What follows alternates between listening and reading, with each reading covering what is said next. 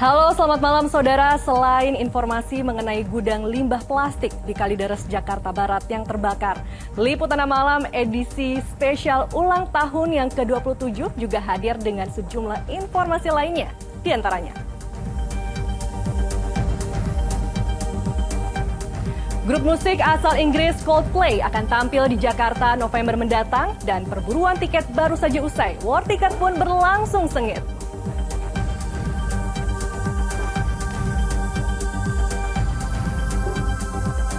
Aktor legendaris Harrison Ford mendapat penghargaan atas pencapaian seumur hidup di dunia perfilman dalam Festival Film Cannes 2023.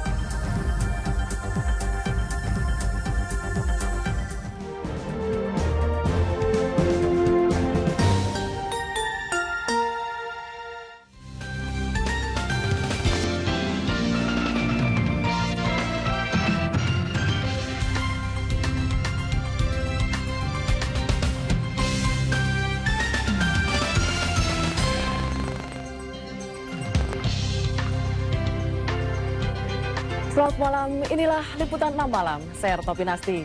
Rangkaian informasi aktual, tajam, terpercaya telah siap kami hadirkan untuk Anda. Segera kita mulai Liputan Utama. Dan untuk mengetahui situasi terakhir di sana, kami akan menghubungi Merdi Sovansyah. Merdi, bagaimana situasi terakhir dan persiapan masyarakat Kuwait dalam mengantisipasi kemungkinan terburuk dari pengumuman Colin Powell besok? Ya, selamat malam Retno. Hingga malam ini sebenarnya tidak ada hal yang berubah bagi masyarakat Kuwait, terutama menghadapi perkembangan yang terjadi di kawasan Teluk ini.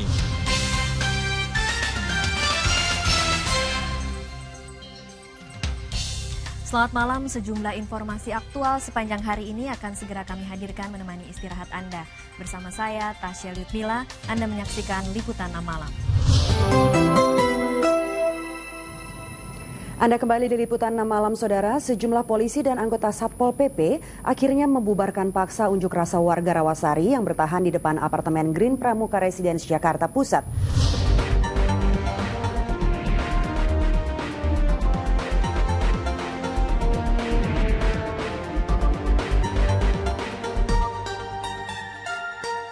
Halo, selamat malam saudara. Liputan 6 Malam kembali menjumpai Anda dengan rangkaian informasi yang berhasil dihimpun oleh tim redaksi. Saya Skolastika Sylvia, inilah Liputan 6 Malam selengkapnya. Selamat malam, senang sekali saudara kita berjumpa lagi di Liputan 6 Malam dengan serangkaian informasi aktual, tajam, terpercaya. Saudara, saya Bevli Gunawan, inilah Liputan 6 Malam selengkapnya. Nah, itu tadi ya, kita melihat Liputan Malam dari masa ke masa, yang dimana Liputan Malam ini sebenarnya pertama kali menemani Anda semua nih pemirsa di malam hari itu pada Januari 2003. Jadi kalau sekarang sudah 2023, tandanya sudah 20 tahun. Liputan Malam menemani pemirsa SCTV setiap malamnya ya, dengan berbagai informasi yang aktual, tajam, dan terpercaya tentunya. Dan seperti yang kita lihat tadi, dari masa ke masa itu Liputan Malam presenternya berganti-ganti, yang pasti adalah perempuan-perempuan. Jadi sesuai dengan tema Liputan Malam hari ini ya, edisi spesial ulang tahun Liputan 6, itu kita akan mengangkat tema perempuan yang bekerja di malam hari. Tapi bukan bermaksud dalam hal negatif ya, yang artinya adalah para presenter perempuan yang benar-benar bekerja begitu, yang dengan siaga, dengan setianya menemani Anda semua untuk memberikan atau menghadirkan berita-berita yang terbaru atau informasi yang terkini. Nah, untuk itu sudah ada beberapa presenter yang hadir bersama saya. Jadi spesial nih di hari ulang tahun Liputan 6 SCTV, saya nggak akan siaran sendiri, tapi saya juga akan bersama dengan para senior saya nih ya. Pastinya saya akan mengenalkan satu-satu. Pasti sudah ada beberapa yang familiar nih kayaknya ya. Yang pertama dari ujung sana ada Kak Rika Amru. Selamat malam Kak Rika. Malam Rizka, terima kasih ya kita udah diundang di sini. Terima kasih juga. Dan di sebelah saya ini ada Kak Tasya Lyudmila ya, yang tadi hadir lewat dari belakang tembok ya. Dari balik tirai itu sebenarnya ya. Iya. Oh, senang sekali. Ini saya hari ini nggak sendiri karena ditemani oleh para senior, nggak apa-apa ya saya panggilnya Kak ya tanpa mengurangi rasa hormat loh gitu. Maksudnya bukan ingin ada perbedaan gap usia juga gitu kan. Tapi udah ketahuan tadi dibilang kalau liputan malamnya 20 tahun yang lalu ya udah bisa ditebak juga ya. Kalau gitu sekalian aja deh Kak Rika, jadi sudah berapa tahun nih tidak siaran di Liputan 6, terakhir tahun berapa? Wah, terakhir di Liputan 6 itu 2011. 2011. Kalau Kak Tasya? Aku terakhir 2006. 2006, berarti ini Kak Tasya duluan nih ya. Yang mana tadi kita juga lihat sih ya, masih pakai green screen ya di belakangnya. Iya, masih pakai Terus green sekarang kesannya gimana nih hadir di studio Liputan 6 lagi dengan suasana yang berbeda? Iya, kalau yang di sini tuh aku belum pernah siaran ya.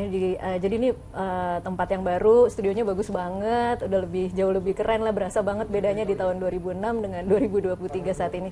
Kalau boleh cerita dulu tuh kita kalau mau jalan tuh ada tandanya ya, Mbak Keke, ada tanda. Jadi kita harus jalan berapa step, berhentinya berhentinya harus seperti situ ya, soalnya kita akan opening di kamera ini, nggak boleh lebih maju, nggak boleh lebih mundur gitu. Itu sih dulu yang bikin lumayan bisa agak diulang-ulang ya tuh, kayak belum itu nggak bener tuh, X-nya mundur lagi gitu. Jadi harus beberapa kali adjustment untuk bisa keluar dari tirai supaya nggak nabrak tirainya. Untuk memastikan ya bahwa semua penempatannya itu udah tepat gitu. Nah kalau Kak Rika sendiri berarti kesannya gimana? Kalau nggak salah tadi udah di studio sini juga kah atau gimana? Iya, tadi yang diambil siarannya pas udah di studio sini. SCTV Tower ya? Iya. Ada perubahan sedikit lah, tapi memang tempatnya masih di sini. Dulu masih pakai meja ya, kalau tadi ya dilihat ya, pakai meja, posisinya di situ tuh. Di tengah redaksi ya, berarti ya? Nggak di sini nih, di depan tepat Rizka. di sini. Kalau nggak salah itu Liputan 6 petang ya. Cuma memang kita tuh sempat di rolling ya Tasya ya. Kadang saya juga pernah di Liputan 6 malam, terus Liputan 6 petang, Liputan 6 siang, Liputan 6 pagi, Buser juga, oke. Ya semuanya. Kalau Mbak Keke sih udah semuanya sih. Aku dulu tuh ada Liputan 6 mancanegara pagi-pagi, terus ada Liputan 6 pagi, sama Liputan 6 siang, sama beberapa kali Buser. Oke. Tapi yang pasti semuanya sudah merasakan untuk siaran di Liputan 6 malam ya. Suka dukanya dong. Perempuan-perempuan malam tadi kata Rizka. Bener banget. Kita nih ya perempuan-perempuan malam di tengah para yang lain itu pria-pria ya. Yang di studio produsernya juga pria-pria nggak waktu itu? Kalau malam-malam tuh emang isinya laki-laki semua biasanya. Bener-bener kan? Iya benar. Jadi kalau malam-malam, kalau aku tuh dulu karena masih liputan Buser, jadi biasanya siaran malam itu diawali dengan liputan yang shift 2 ya kalau nggak salah. Jadi liputan ya, dulu. Liputan dulu. Dari Jadi siang sampai jam 7 habis maghrib gitu. tuh baru balik lagi ke sini. Jadi biasanya segmen 1 itu berita-berita aku. Jadi isinya kebakaran lah, banjir, segala macam. Udah kebakaran, udah banjir, terus tiba-tiba di jam 12 malam harus live Liputan 6 malam gitu. Wah, pas banget nih Kak Tasya. Jadi kan tadi bilangnya liputannya adalah tentang kebakaran. Kita ada berita tentang kebakaran juga nih. Oh, iya. Jadi Kak Tasya, kita bernostalgia boleh? Okay. Kita bernostalgia, sekarang boleh nih saya serahkan kepada Kak Tasya. Kak Tasya mau pegang prompternya sendiri? Masih sama nggak nih kira-kira prompternya? Beda. Udah jauh banget bedanya ya? Kamu aja yang pegangnya boleh nggak? Boleh dong Kak. Oke, silakan Kak Tasya. Aku nih yang baca ya. Ya. Akibat konsleting listrik, gudang limbah plastik yang berada di Jalan Gaga, Rawa Company, Kalideres, Jakarta Barat terbakar Jumat sore. Api yang berkobar besar, tertiup angin merambat hingga ke 2 pabrik plastik lainnya.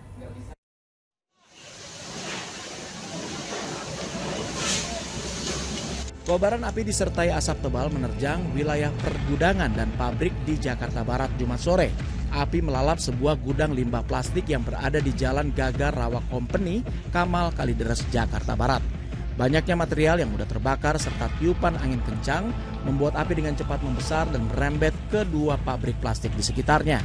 Besarnya api membuat petugas damkar yang dibantu warga sempat kewalahan menjinakkan amukan api. Menurut warga, api pertama kali muncul dari gudang limbah plastik milik Ahwan, kemudian merambat ke pabrik lainnya, dan dugaan sementara api berasal dari hubungan pendek arus listrik. Nggak tahu deh. Nggak tahu, ibaratnya pada kota nggak tahu. Oh, ini tempat apaan bang? Iya, wartawan. Tempat apaan ya? Pabrik limbah plastik. Oh, limbah plastik. Punya siapa pak? Hah? Punya siapa pak? Wartawan. Kepulan asap yang cukup tebal membuat salah satu petugas pemadam kebakaran Jakarta Barat mengalami sesak nafas dan harus dievakuasi untuk mendapatkan penanganan medis. Abdul Haris melaporkan dari Jakarta. Oke, silakan Kak Rika. Kebakaran melanda permukiman padat penduduk di kawasan Jalan Fakih Usman, seberang Ulu 1, Palembang, Sumatera Selatan. Tidak ada korban dalam peristiwa ini, namun 3 rumah warga dan 3 unit toko hangus terbakar.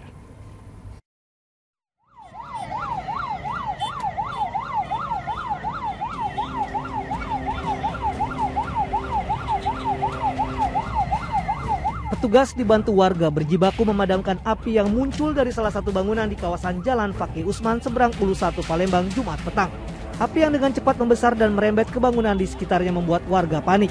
Sedikitnya 3 rumah warga dari bangunan semi permanen dan 3 unit toko ludes terbakar.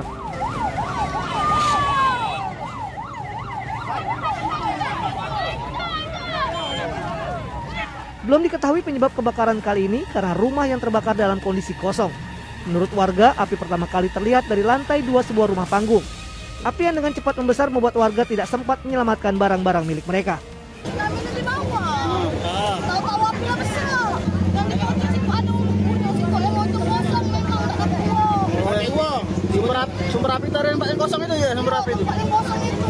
Mungkin konslet, kami tak tahu. Untuk kakak, di bawahnya ditempati bedeng-bedeng. Ya. Oh, dugaan api berasal konsleting listrik atau gimana, Bang? Belum tahu, masih diselidiki dulu ya. Oke, silakan.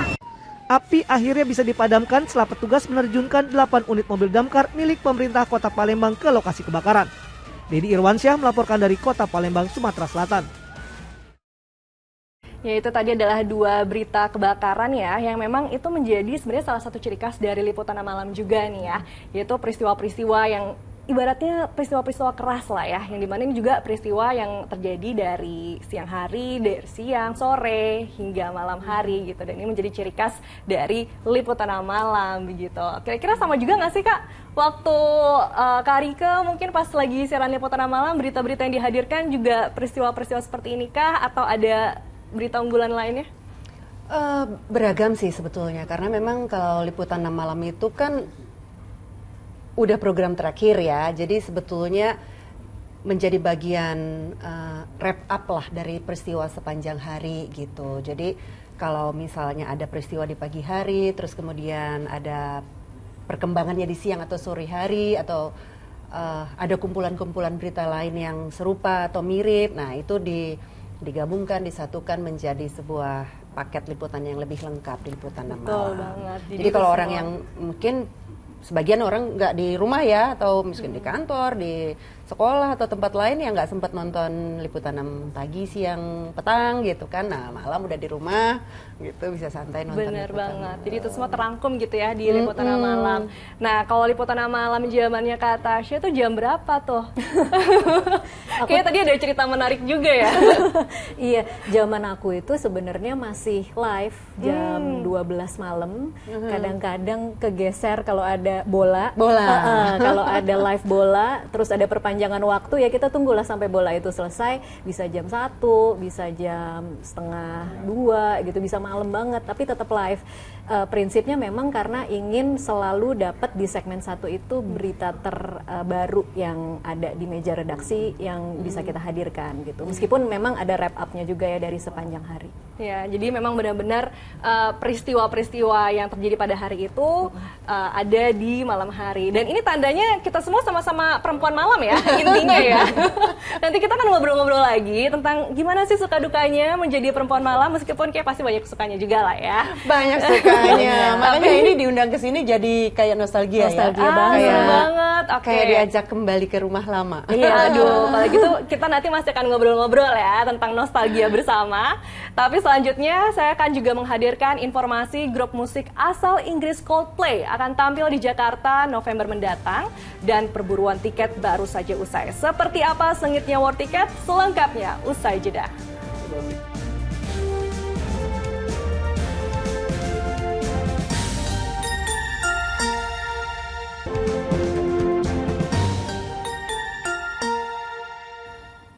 Anda masih bersama kami di Liputan Malam. Saudara, perjuangan membeli tiket konser band asal Inggris Coldplay ini telah berakhir. Ada yang berhasil, tapi ada juga yang gagal. Seperti apa sengitnya war tiket Coldplay di hari terakhir penjualan tiket?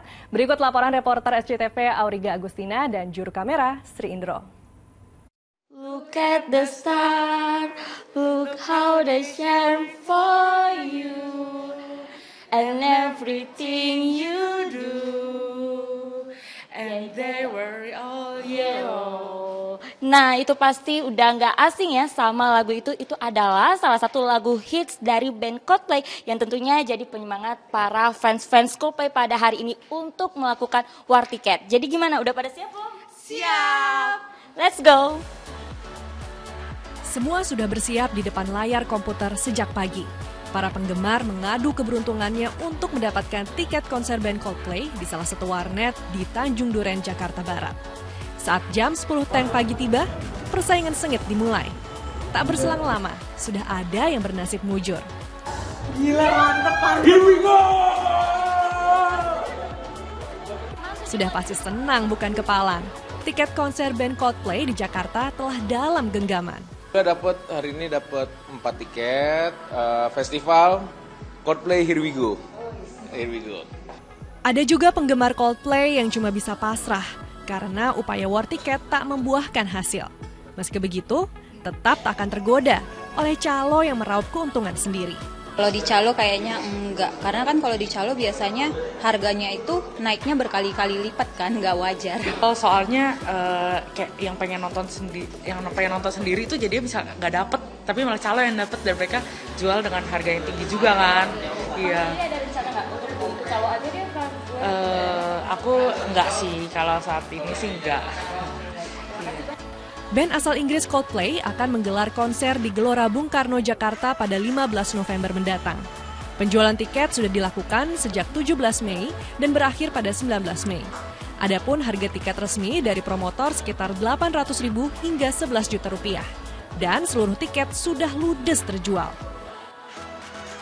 Ada yang berhasil memenangkan war tiket, ada pula yang tidak berhasil. Buat yang berhasil selamat, tapi buat yang belum berhasil jangan bersedih. Jangan sampai situasi ini malah dimanfaatkan oleh para calo untuk melipat gandakan harga tiket bagi mereka yang ingin serius menonton band Coldplay tapi nggak kebagian tiket. Dari Jakarta, Auriga Agustina, Sri Indroh melaporkan. Nah, itu tadi adalah suka dukanya saat berjuang untuk war tiket Coldplay. Nah, sesuai janji saya, sekarang kita mau dengerin suka dukanya para presenter perempuan di Liputan Malam nih. Karika, kayak gimana sih waktu itu pas di malam hari? Siarannya apakah sama juga sekitar jam 12 malam atau zamannya Karika gimana? Pas zamannya aku sekitar jam 10-an ya. Oh, terus tapping. Live. Oh, live. Okay, terus okay. kemudian beberapa waktu kemudian sempat bergeser kalau nggak salah jam 11 jadinya. Cuma pernah jam 10. Nah, sebetulnya mirip kayak Tasya. Jadi sebelum siaran Liputan Malam, dari pagi sampai sore atau siang menuju ke ya habis maghrib lah gitu, liputan dulu gitu. Cuman aku dulu liputannya lebih beragam ya.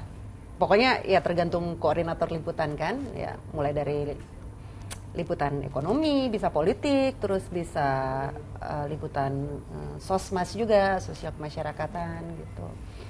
Nah, jadi tapi kadang-kadang tuh, nah kalau dibilang duka sih sebetulnya enggak juga, cuman dulu tuh deg-degan. Jadi misalnya karena dari liputan di lapangan kan kadang-kadang kita kan nggak bisa kontrol ya situasi di lapangan ketika kita liputan gitu. Misalnya kita nunggu rapat di DPR gitu kan selesai kan nggak mungkin kan, jadi kita harus tunggu gitu. Sementara jamnya itu udah jam-jam kita harus balik ke untuk siaran kantor buat siaran gitu. Ini kalau ditinggal kita nggak dapet statement siapa gitu kan gitu, atau menteri lah, ketua DPR atau ya kayak gitu misalnya gitu. Ya udah tunggu sebentar gitu kan, kayaknya dia udah mau bentar lagi gitu, ya udah itu udah kerangkring dia telepon gitu kan. Sementara korlipnya butuh berita yang udah kita tungguin kan, aku sama kameramen tungguin. Tapi juga ada kepentingan lain juga, misalnya produser siarannya juga, presenternya ini kamu udah harus balik ke kantor. Terus biasanya yang terjadi adalah presenternya balik terus kameramennya ditinggal di situ. Oh iya. Tergantung. Kalau udah mepet banget, kayaknya udah nggak mungkin nih kalau nggak pulang sekarang udah pasti telat. Ya udah, jadi ya ada yang harus dikorbankan. Kameramennya bete. Atau kalau nggak misalnya mepet banget gitu kan, ya udah dapat ini, ya udah abis ini dapat wawancara berapa menit pulang gitu ya. Yang penting udah dibungkus ya, udah dapat statement dari narasumber misalnya di lapangan. wah itu tergopoh-gopoh, misalnya dari parkiran mobil, udah kalau nunggu lagi, wah lari itu. Nah itu dinamika yang kita sebenarnya pemirsa mungkin nggak tahu gitu ya. Taunya presenter itu ya udah tampil dengan itu udah sudah rapi. Bentar, Padahal tarik nafas dulu, minum dulu, oke, mencuci muka dulu, baru dandan.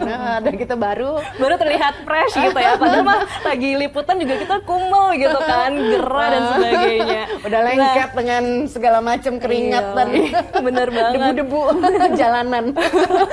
Sama-sama Kak Rika. Kalau Kak Tasya waktu itu pulang jam berapa berarti? Kalau kayak gitu, kalau beruntung beritaku naik semua di segmen 1, berarti tugasku sudah selesai. Jadi kadang-kadang kalau memang enaknya mepet itu, beritanya biasanya udah langsung kita kasih tahu aja apa gitu, kita siap-siap untuk siaran, kita siaran gitu. Tapi kalau misalnya kita kurang beruntung, beritanya kurang beruntung, artinya abis siaran kita masih harus bikin berita lagi. Berarti kayak siarannya kalau pulang siaran jam berapa tuh? Bisa sampai jam 12:30, jam 1 malam. Tapi aku menikmati banget karena keluarga gimana? Waktu itu pacar mungkin belum ada pacar, belum ada yang nyariin. Ayah mungkin. Ayah kayaknya waktu itu ini ya, baik-baik aja. Tetangga kan nggak ada yang nyariin. Oh nggak ada. Tapi pulang dianterin.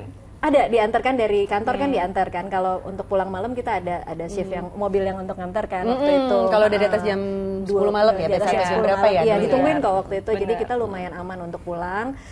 Tapi aku biasanya menikmati sih kerja malam karena suasana kantor tuh udah sepi.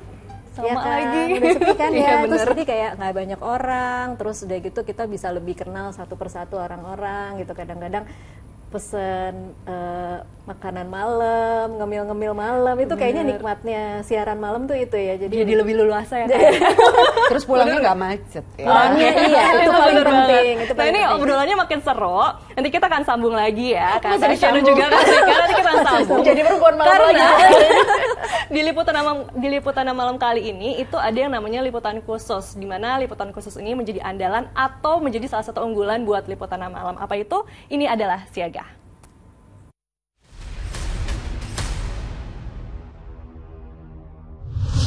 Sebelum masuk ke Siaga, kita masuk ke program Liputan Malam dulu. Liputan Malam sama seperti program berita milik SCTV, banyak berisi informasi yang gado-gado. Ada berita sosmas, hukum, kriminal, atau peristiwa-peristiwa teraktual.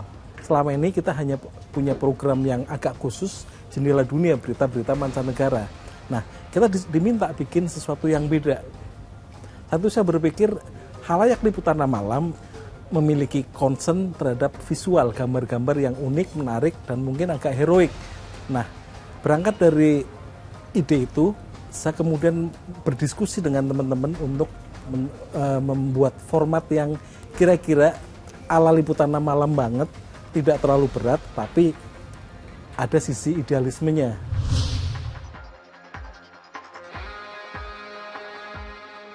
Untuk edisi perdana Siaga, kita mengangkat soal kasus evakuasi yang dilakukan oleh tim SAR terhadap 2 orang penumpang mobil kendaraan yang terjebak longsor di terowongan belakang bandara. Saat itu yang menurut saya sangat menarik adalah di Jakarta sebagai ibu kota kita tidak kesulitan untuk mendatangkan alat berat, tetapi tim SAR memilih menggunakan alat-alat manual dan berjibaku selama 14 jam untuk mengevakuasi korban.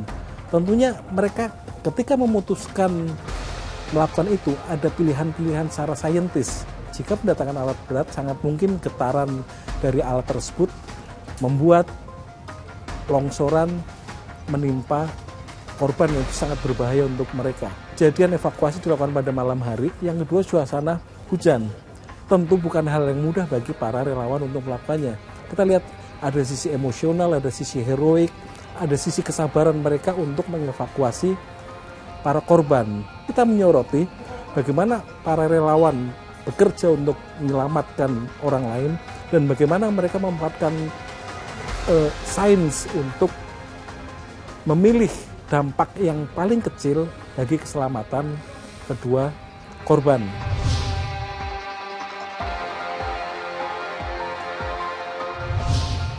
Ada dua yang menurut saya sangat keren.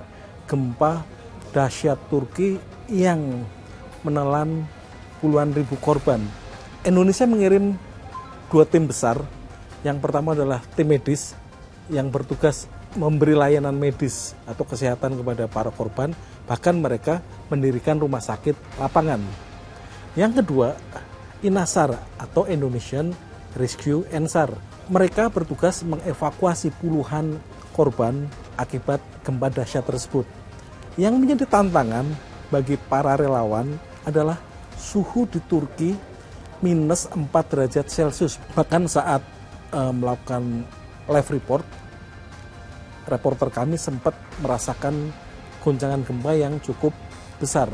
Saat ini memang saya tengah berada di kota Adana, 200 km dari titik pusat gempa, dan memang baru saja saya sangat merasakan getaran gempa di kota ini, di mana tadi saya berada di salah satu rumah makan dan juga para pengunjung ini panik karena ada getaran dari atas. Menurut saya ini hal yang menarik. Heroiknya nggak cuma relawannya, tapi reporter yang meliput pun cukup heroik untuk menjadikan ini sebuah berita yang kuat. Berita kedua adalah jelang Asian Games 2018. Ini event yang Indonesia terakhir kali menjadi tuan rumah, menjadi penyelenggara tahun 1962. Rentang waktu yang cukup lama bagi Indonesia untuk kembali menjadi tuan rumah, dan ini menjadi prestis bangsa tentunya ketika itu ditayangkan. Tetapi kami di Siaga tidak hanya menyoroti bagaimana persiapan kedua venue secara besar-besaran di Jakarta dan Palembang, tetapi kita juga menyoroti hal-hal kecil. Kali Sentiong atau Kali Item itu selain baunya sangat menyengat, juga warnanya hitam. Tentunya ini akan memperburuk citra Indonesia jika itu dibiarkan. Kita menyoroti bagaimana pemerintah pusat dan Pemprov DKI Jakarta mencoba menyelesaikan masalah itu. Kita ingin menceritakan, mengangkat kesiapsiagaan para relawan atau orang-orang baik untuk memberi kontribusi terhadap kemanusiaan. Dari kata kesiapsiagaan itu kita pilih kata yang paling simpel dan mewakili itu, yaitu kata siaga. Dan ternyata itu mudah diingat dan bisa merepresentasikan program ini. Selanjutnya, saudara, aktor legendaris Harrison Ford mendapat penghargaan atas pencapaian seumur hidup di dunia perfilman dalam Festival Film Cannes 2023. Informasinya usai jeda.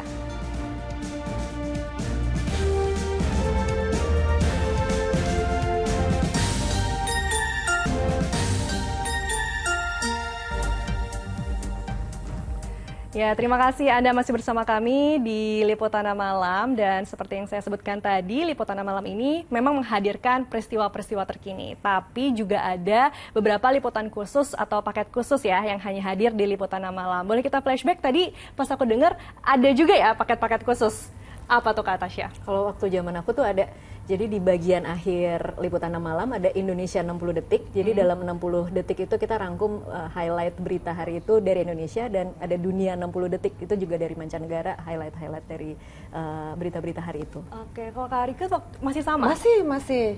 Sama. Jadi itu bisa unggulan. 5, 6, 7 berita. Jadi itu editor itu harus precise tuh dalam nggak boleh lebih dari 60 detik harus di flash beritanya. Jadi kalau 60 detik dunia itu isinya adalah berita-berita internasional, mancanegara. Nah, sampai sekarang itu juga masih ada Kak, ya. Dipertahankan. Tapi namanya sekarang adalah Jendela Dunia. Mari kita lihat bersama.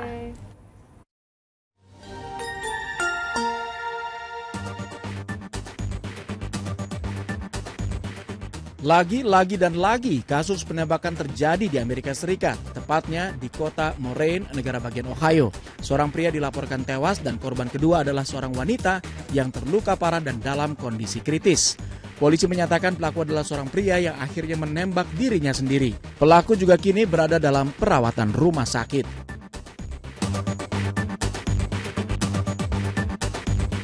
7 orang tewas dalam sebuah kecelakaan beruntun yang terjadi di jalan interstate di dekat kota Albany, negara bagian Oregon, Amerika Serikat, Kamis waktu setempat.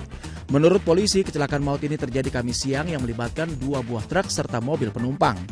Selain 7 orang tewas, sejumlah orang juga dilaporkan luka-luka, namun polisi tidak menjelaskan berapa jumlah korban luka-luka.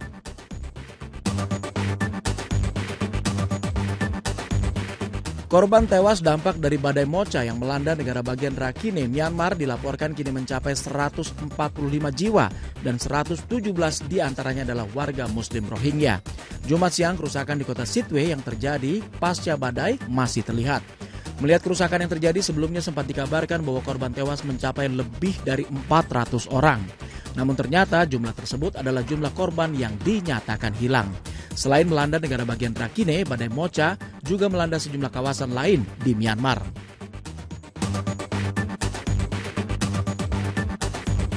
Aktor legendaris Harrison Ford mendapat penghargaan Palme d'Or d'Honneur atau penghargaan atas pencapaian seumur hidup di Festival Film Cannes 2023. Saat menerima penghargaan ini langsung dari Direktur Festival Film Cannes, Harrison Ford tampak terharu sambil diiringi tepuk tangan meriah dari para undangan yang hadir. Harrison Ford sendiri memang terkenal dalam dunia perfilman Hollywood lewat karakter petualang Indiana Jones serta perannya sebagai Han Solo di film Star Wars. Oke, nah itu tadi dengan berakhirnya Jendela Dunia, ini berarti juga berakhir sudah nih program Liputana Malam. Tapi sebelum kita mengakhiri ya Liputana Malam hari ini, boleh nih Kak Tasya, Kak Rika, ucapan atau doanya untuk Liputan 6 apa? Silahkan, waktunya singkat ya Kak. Ini kan biasanya Kak Rika sama Kak Tasya nih ya yang menentukan durasi narso. Ya. Sekarang saya nih, saya nanti bisa potong nih Kak lo sama senior. Silakan Kak Rika. Siapa dulu? Oke, ya Tasya juga boleh. Tasya dulu, boleh Kak Tasya. Apa ya, selamat ulang tahun yang ke-20 ya 7. tadi? 27 Betul. Untuk Liputan 6 dan 20 ya untuk Liputan 6 malam.